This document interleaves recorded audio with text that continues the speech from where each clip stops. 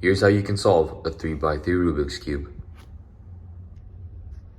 First, make a daisy on the yellow side. Now make the cross. Now insert the corners to create the first layer.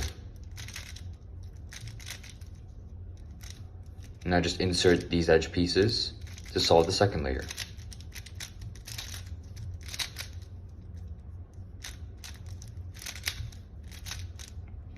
Now create a top cross using an algorithm.